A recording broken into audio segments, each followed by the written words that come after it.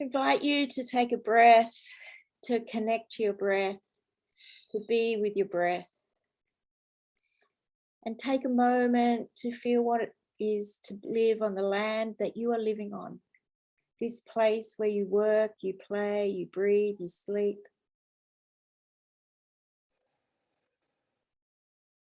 And as you're bringing your awareness to this place, I invite you to remember and recall the traditional custodians of this place, those people who were there before colonization.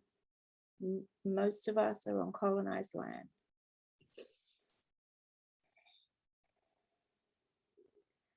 For a moment, you might wish to name those people if you know them. I'm on the Wiliakali country of the Barkindji Nation. Acknowledging the wrongs done to these people through colonization and the continuing process of colonization. Acknowledging the strength, resilience, the courage, the power, the wisdom and the knowledge of the people of these lands, who sing the songs, dance the dances, and tell the stories of this place.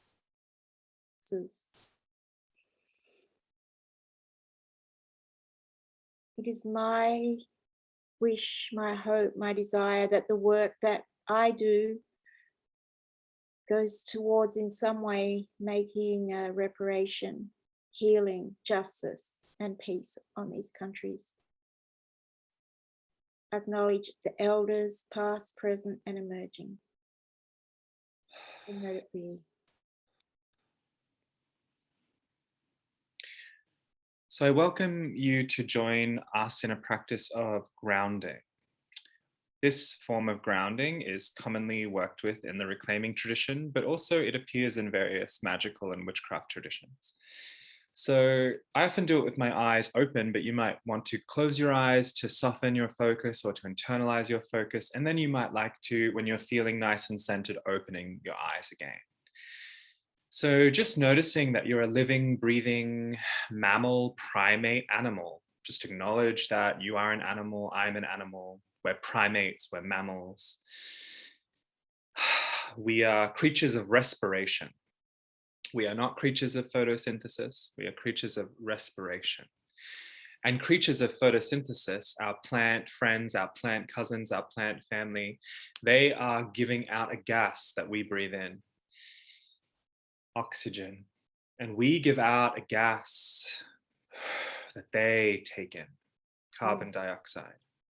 And so these red and green ribbons of light and power are constantly, continuously moving. This can be a way we ground. You might also like to stretch while we do this. While you contemplate your breath, while you deepen into your breath, you might like to stretch, make any sounds that you need to make. Maybe you want to spend some more time with your exhalation to just help to regulate your nervous system, to help to de-stress a little. Often it helps me to make a sound, make a sigh when I exhale. That helps me to lengthen the exhalation. Any silly sounds that help you to kind of snap out of it and move into a place of synergy and centeredness, into this one, into the mystery of the landscape of being that we call body, into the mystery of the landscape of being that we call body. And this body can connect to the great body of the earth, which is many bodies, many, many, many bodies. And as we sink our roots or tendrils or cords or colors or feelings or memories, as you imagine, sense, feel, or know that you can just drop this spiraling mass of connection, that you can re-engage this connection, this web of life. I invite you to acknowledge the infinite myriad forms of life.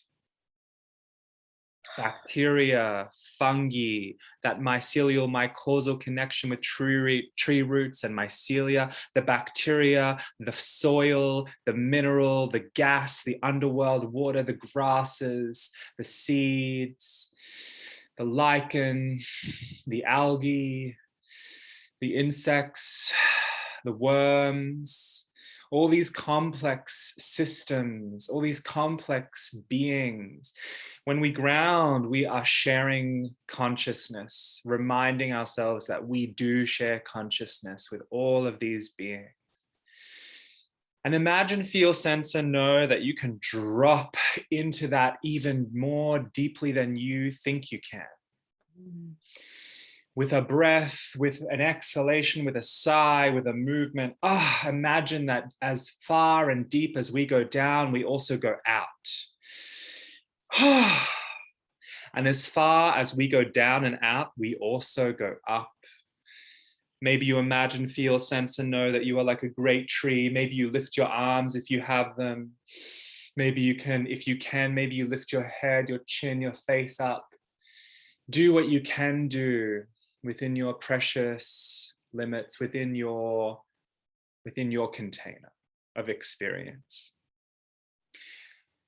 I like to imagine that the stars braid a river of light, a river of incandescent light. So as grounded as I am in this planet Earth, I'm also now extending into the stars, and that braided river of light pouring through me like a cascade. You might use gesture, sound, visualization, sensation, as this cascade of light thrums through the landscape of this being that we call body. And not only does it fill us up, but it passes through us and feeds the earth. So we are a channel, a medium between above and below. And I invite you into your precious, fragile, four-chambered human animal heart, this strong heart. And I invite you to acknowledge that it's beating. And yeah, for some of us, there might be problems there. There might be challenges there. But if you're listening to this, it's beating. And I invite you to honor that heartbeat and all the heartbeats of those you love and those you don't know you love, and even of those you struggle with.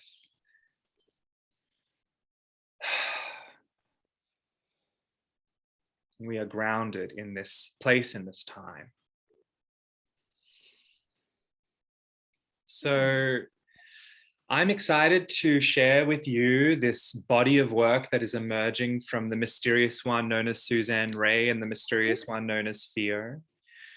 We want to share with you a little bit about why we're excited, what we're bringing and invoking and conjuring into this, a little bit about, I guess, our background and what influences and sparks and grounds us. So I'm going to ask Suzanne. Suzanne, what would you like to tell these mysterious ones listening about yourself and about who you are and about why you're excited about this work? Big question.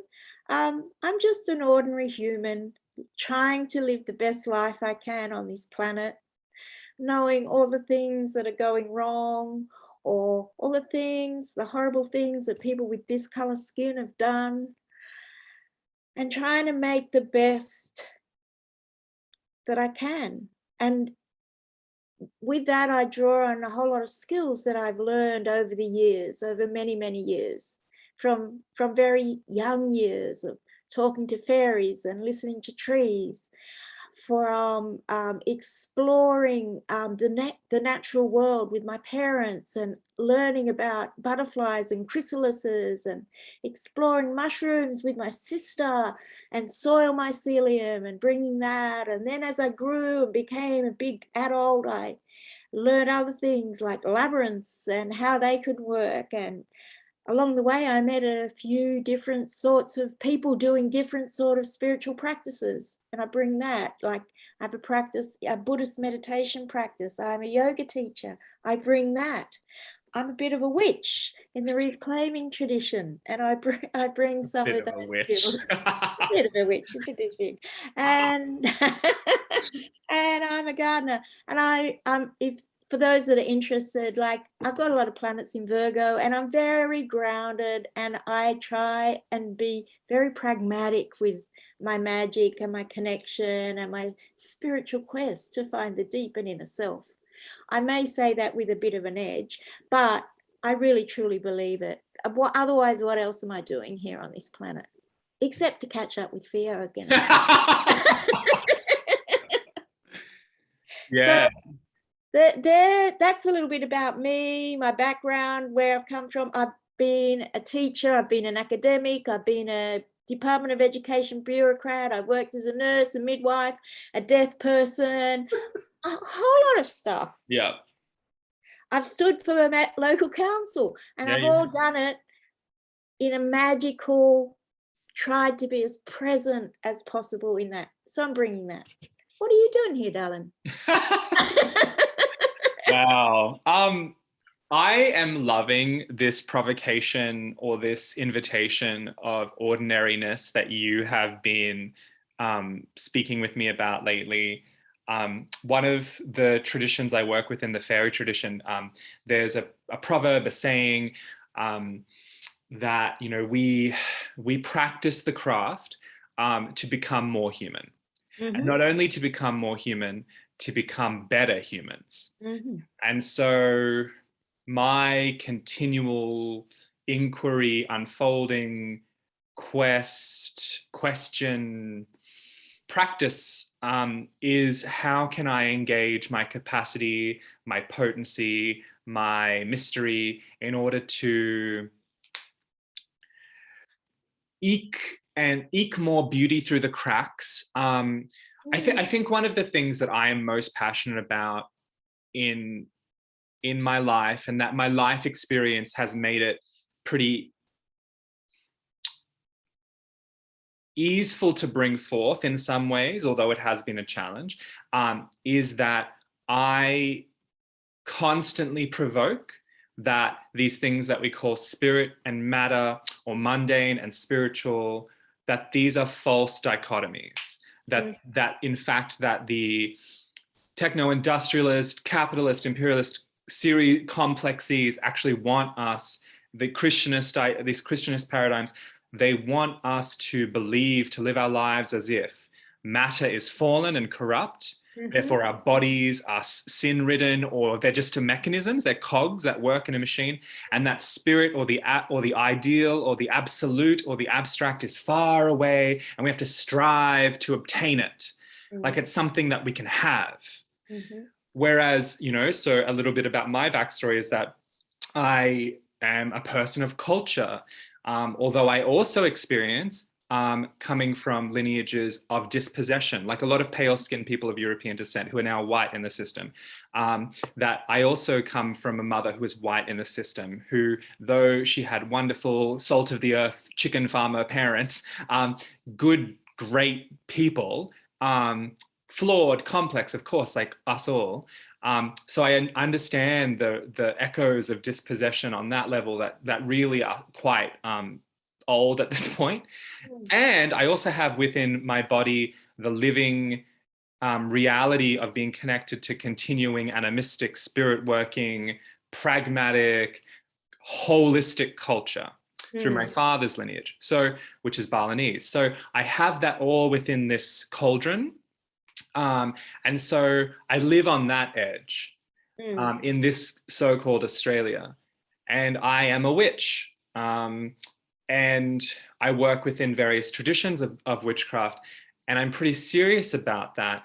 And witchcraft also brings me joy and laughter and helps me navigate this chaos cauldron of life, death, and rebirth in a way that humbles me, in a way that engages me, in a way that fills me up with the life force so that I am willing to participate. And so what I'm bringing into this practice and presence, this inquiry, this quest, is this: how do we conjure up that willingness to practice presence, or to enact presence, or to surrender into presence? And how do we weave and braid in such a way that as we are relating to one another, the mundane, which you and I have had this discussion multiple times, which just means worldly, the world is sacred, doesn't need to be made sacred. So what are the practices that open us to that reality in such a way that picking up your kitten's poop and flushing it down the toilet is just what it is, and can be right next to you walking in to your temple room and having an entirely angelic, rapturous experience, can be next to you going to bed and watching TV for 3 hours, can be next to you going grocery shopping while you're singing a hymn. Then you're going to go down and pick up rubbish by the ocean while you think about this person over across the sea who you're sending healing to, that it's all just intermeshed. It is one. Yeah. They say. Yeah, and I feel like you and I are bringing a collection of stimulus in a way, and our styles to ask and provoke whoever joins us, all these mysterious people who join us. How do you do it? What does your experience teach you about how you heal that rift, or how you recognize the sacred and how you orient to the sacred?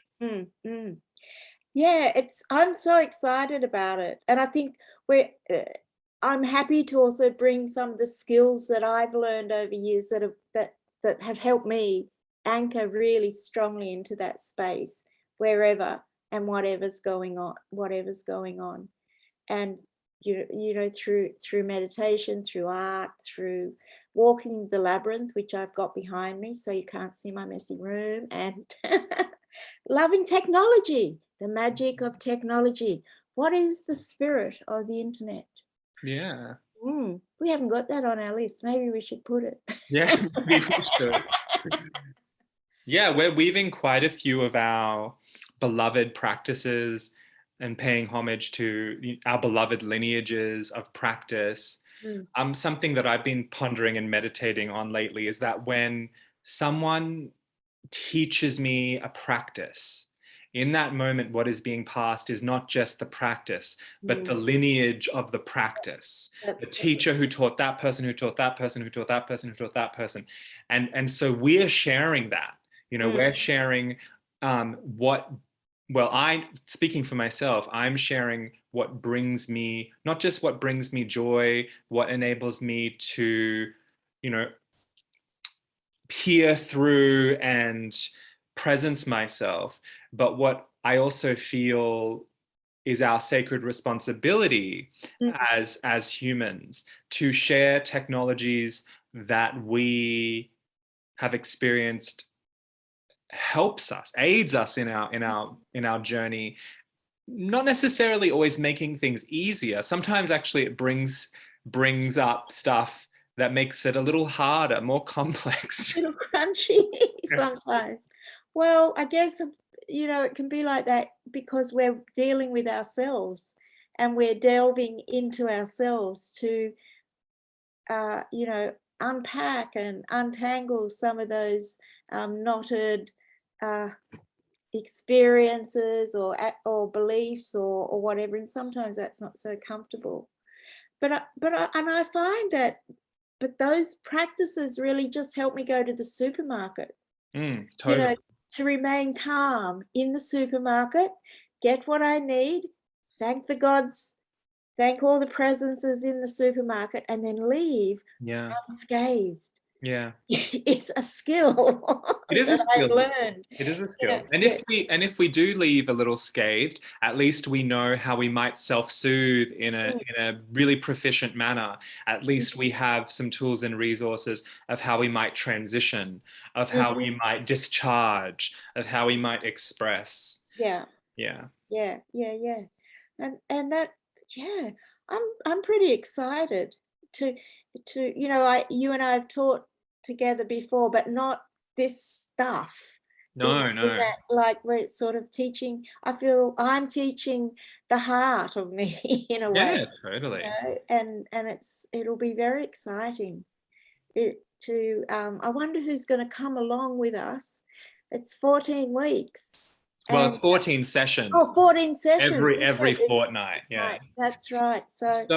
So I'm yeah, this is, often people who work with me are witches or spirit workers or occultists. What I'm loving about this, the way we've braided this, the way we're opening this, is that if you are anyone at all, you don't need to be into the West, you don't need to be into Western occultism, you don't need to be into the yogic traditions, you don't need to be a witch. But if you are anyone at all who is interested in how do I become more present, how do I avail myself of my human animal potentiality? How might I connect with my ancestors and have an ancestral practice, have a place-based practice, connect with mystery. This is for you. We welcome anyone of any tradition, non-tradition, atheist, Christian, pagan, Buddhist, whatever. We welcome you if you have interest and willingness. If you're curious, yes, I think if you're curious to discover who you are and what it is to be really human, I think you might enjoy doing this. If there's been a little niggle in the back of your mind saying, what is spiritual practice? What is meditation? How do these things work? How can I engage with them? I don't want to join any big organization. I just want to learn a few skills that are going to put me on the road. I think this might work really well for you. Totally. Yeah. And if you are someone who has an established magical spiritual practice and you're like, what can these two show me? Like, come along, Come along. It's very exciting. I'm very, very excited. I'm going to be bringing the energy of the desert, and so that will be very interesting. Yeah, I love that you'll be, presenced in that and emanating that, and I'll be presenced with this Pacific Ocean, these cliffs, and bringing that. It feels gorgeous to me. Yeah. It's wonderful. It's so exciting. Yeah, Come along. We welcome you. Yeah, we totally welcome you. Look below in the comments below for a link to more information, to all the logistics, the dates, the sliding scale, the whatever, our emails to contact us if you have any questions. There's also a Google form for you simply to register, and then we'll email you more information on how to actually engage the course. So in the course, there will be those 14 sessions that are an hour and a half long. We also are going to be offering, as part of the course, a one-to-one with one of us for an hour long within the arc of the course. We'll also have a private Facebook group that you can only find if you're added into it, for further discussion, for debriefing, for unpacking, for sharing of resources. And you might also form little friendship groups where you spiral off into your own whatevers. Yes, yeah, that'd be exciting. That would be great. Yes, I'm so looking forward to it. It's got, and I can't wait to see who you are. Thanks, Suzanne, and thanks, mysterious ones. Yeah. I'll look forward to